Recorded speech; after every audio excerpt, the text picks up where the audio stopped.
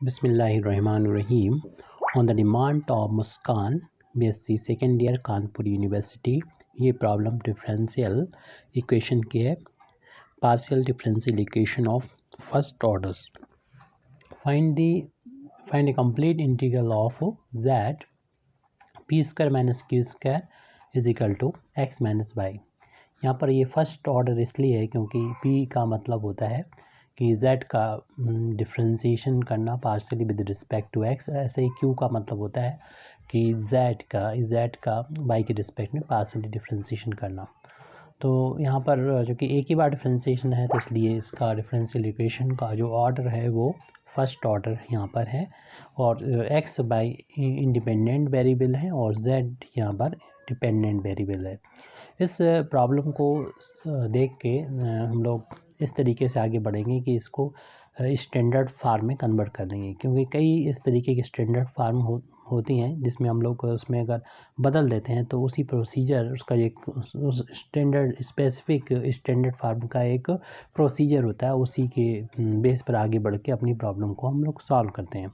इस प्रॉब्लम को देखने पे पता चल रहा है कि हम इसको आसानी से इस फार्म में चेंज कर देंगे. इसको हम अभी सॉल्व बाद में करेंगे, तो पहले बता दें किस फार्म में हम इसको चेंज करेंगे और इसका प्रोसीजर सॉल्व करने का क्या होगा. तो शॉर्ट में बता रहे हैं वो, तो यहाँ पर हम कि F X P is equal to capital F Y Q. इस फार्म में आसानी से इसको चेंज कर दिया जाएगा. यानी एक कोई फंक्शन होगा लेफ्ट हैंड साइड में वो एक्स और पी में होगा, और राइट हैंड साइड में हम वाई और क्यू में फंक्शन बना देंगे.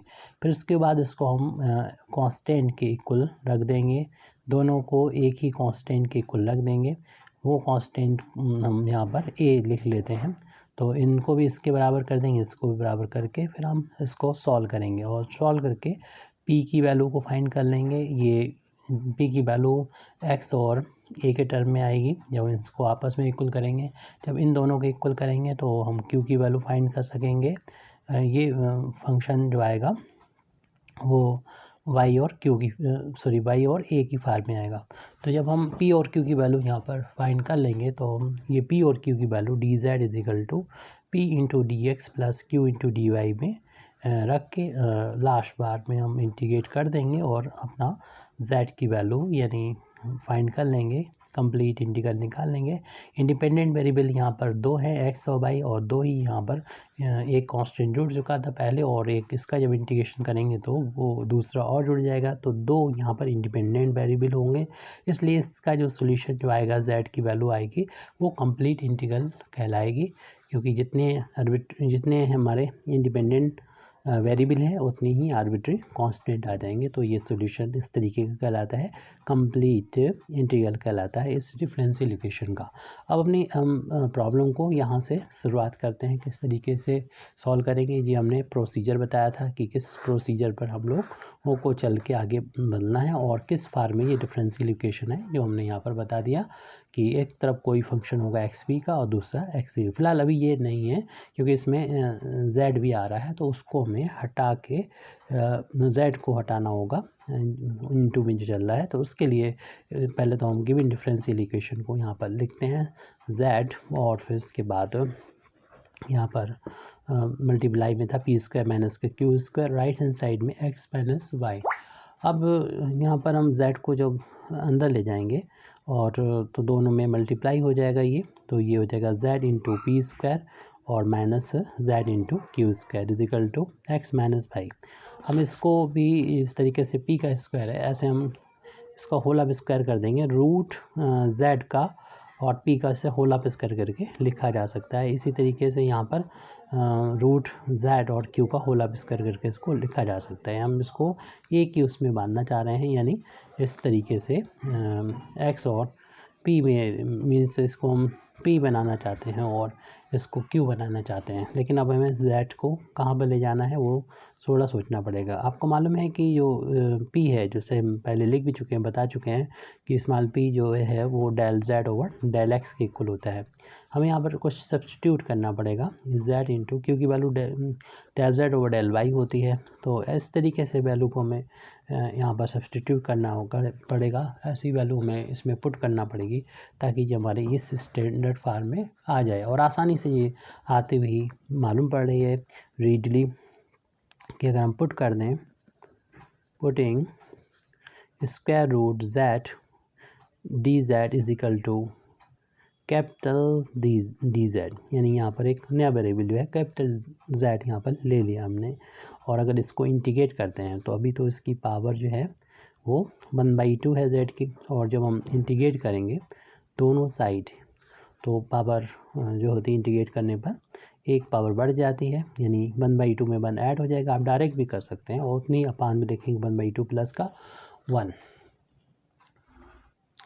तो इंटू, और यहाँ पर हमने इंटीग्रेट हो गया, राइट हैंड साइड में इंटीग्रेट करेंगे तो ये कैपिटल z आ जाएगा। और इसे सॉल्व करेंगे तो ये 3/2, ये पावर भी 3/2, तो इस तरीके से हम कह सकते हैं कि z की वैल्यू हम निकाल पाएंगे स्मॉल z की पावर 3/2, अपान में भी 3/2, और ये 3/2 ये पलटेगा तो कैपिटल z को हम इस तरीके से लिख सकते हैं, capital z is equal to हो जाएगा 2/3 z की पावर 3/2। जब हम बाद में जाके कैपिटल z को हटाना चाहेंगे तो उसकी वैल्यू ये रख देंगे।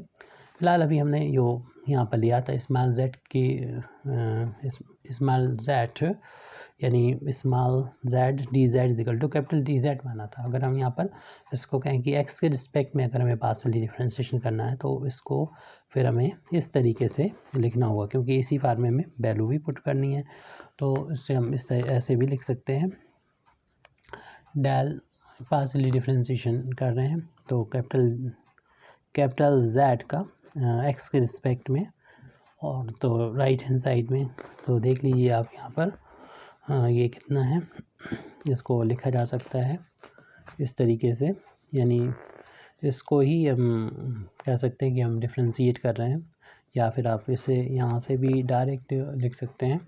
अगर इसको हम कैपिटल z को डिफ्रेंशिएट करेंगे x के रिस्पेक्ट में पार्शियल, ये लेफ्ट हैंड साइड में तो लिख दिया, राइट हैंड साइड में ये पावर आगे जाएगी 3/2 से कैंसिल होके हमारे पास सिर्फ बचेगा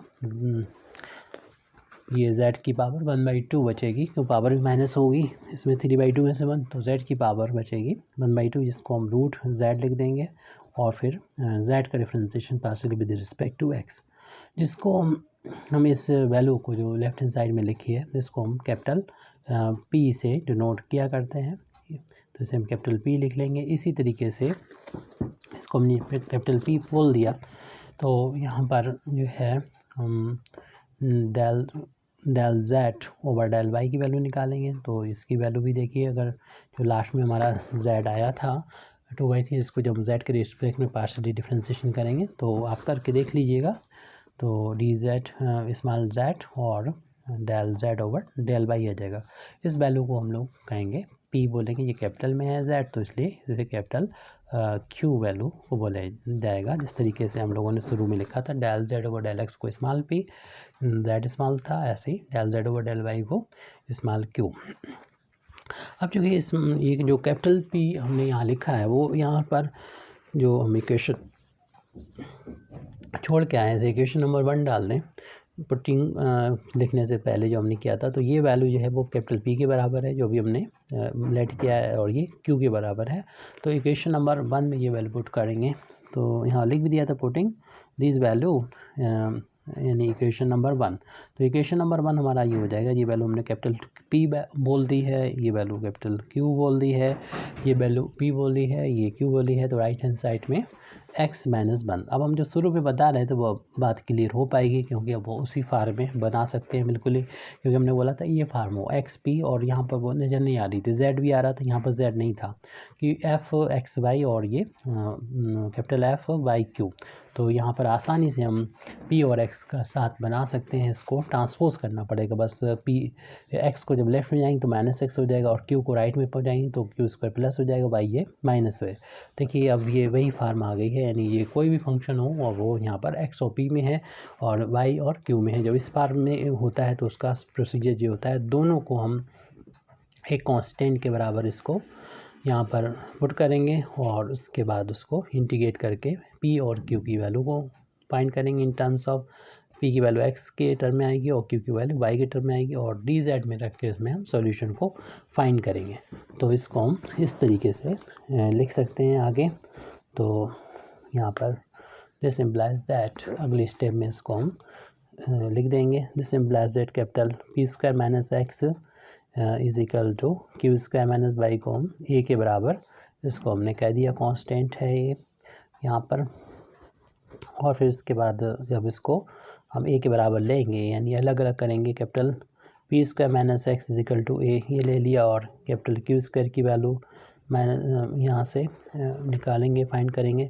तो p स्क्वायर की वैल्यू ट्रांसपोज करना होगा तो ये वैल्यू हो जाएगी a प्लस एक्स हो जाएगा उधर जाके।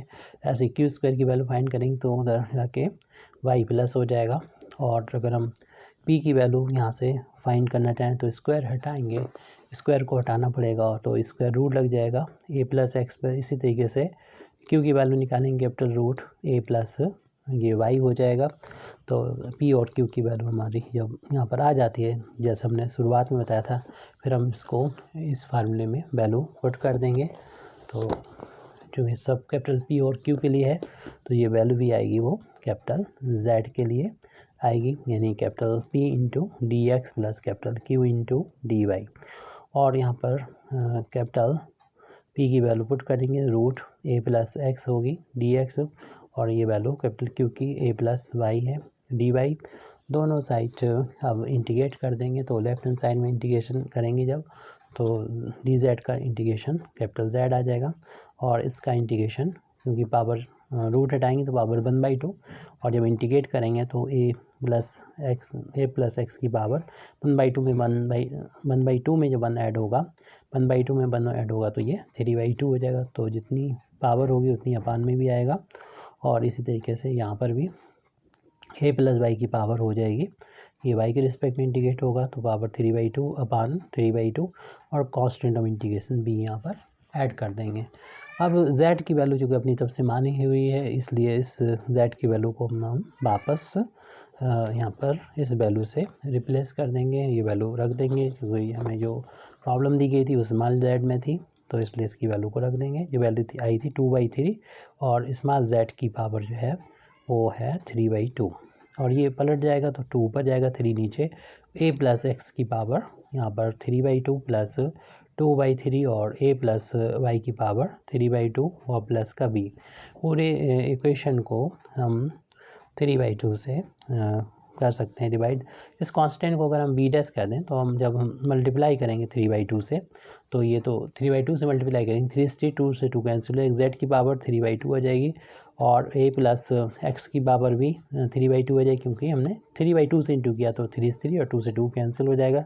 इसी तरीके से इसमें भी होगा a प्लस वाई की पावर 3/2 हो जाएगी और यहाँ पर ये कांस्टेंट b डैश हमने लिया है उसमें 3/2 से मल्टीप्लाई जब कर रहे हैं तो इसे एक नया कांस्टेंट कह देंगे, उस कांस्टेंट को हम b कह देंगे अगले स्टेप में। तो z की power 3/2 is equal to a plus x की power 3/2 plus a plus y की पावर 3/2 और इस नए कांस्टेंट को b कह देंगे। जो वैल्यू आई है लास्ट में ये यही कंप्लीट इंटीग्रल है जो गिवन डिफरेंशियल इक्वेशन हमको दे रखे था, इसलिए हम लोग लिख देंगे विच इज़ ए कंप्लीट